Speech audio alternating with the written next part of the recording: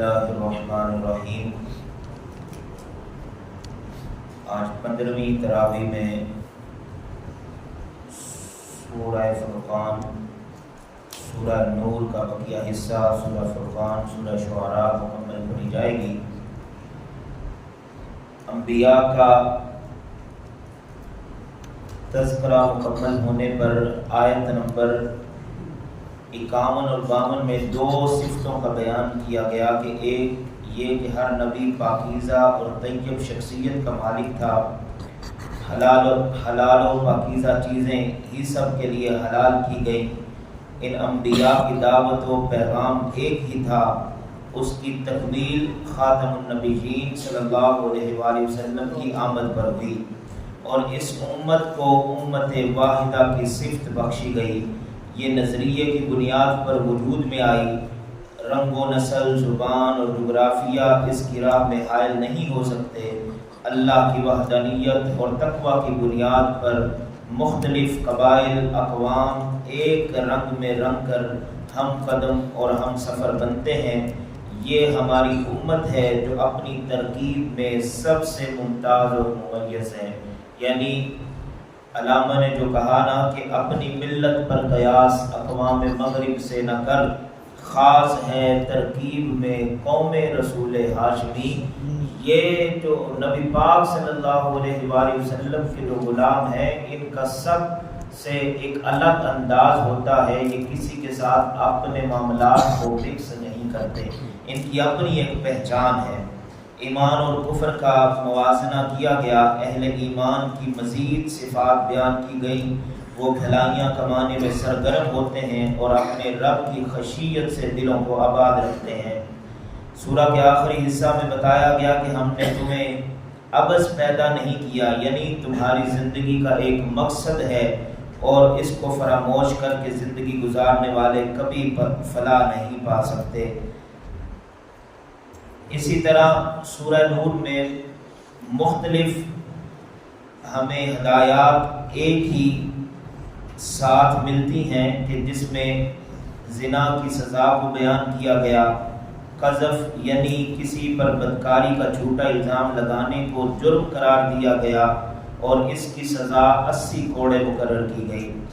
यानी फिर आगे लान के बारे में बताया गया कि ये यानी मर्द की तरफ से अपनी बीवी पर बदकारी का इल्ज़ाम लगाना, इसका कायदा मुकर्रर किया गया और इसकी तफसीलात बयान की गई। इसी तरह बदकार लोगों से सोशल बाइकाट करना ये कुरान ने हुक्म दिया। उम्मुल मोमिनीन सैयदा तय्यबा ताहिरा सैयदा आयशा सिद्दीक़ा रज़ियल्लाहु ताला अन्हा की इफ़्फ़त पर अल्लाह की गवाही। अल्लाह रब्बुल इज़्ज़त ने 18 आयात में आपकी पाकीज़गी का बयान सुभान अल्लाह। सैयदा आयशा रज़ियल्लाहु ताला अन्हा पर लगाए जाने वाले इल्ज़ामात की दो टोक अंदाज में तरदीद की गई और उन्हें अल्लाह ने पाक दामन करार दिया।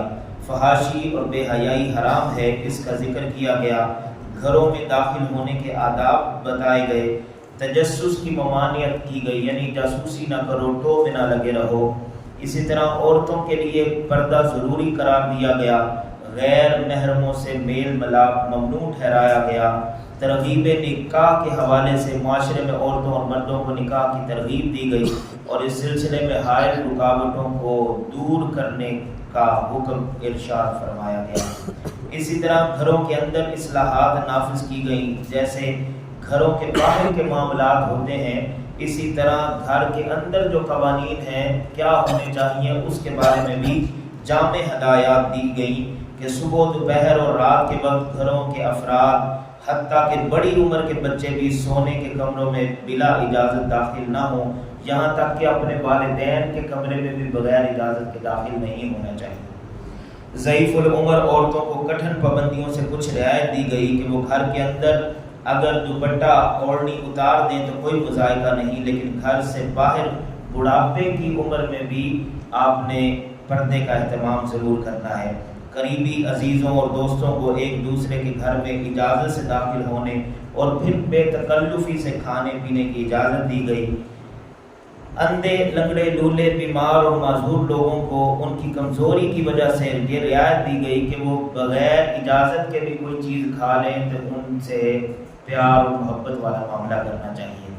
پھر میدان جہاد کی ہدایت، یعنی جہاد جب آپ کے لیے جہاد کے لیے میدان میں جائیں تو وہاں کیا ہدایات اپنانی ہیں، اس کے بارے میں بھی تفصیل سے اس سورہ میں بیان کیا گیا۔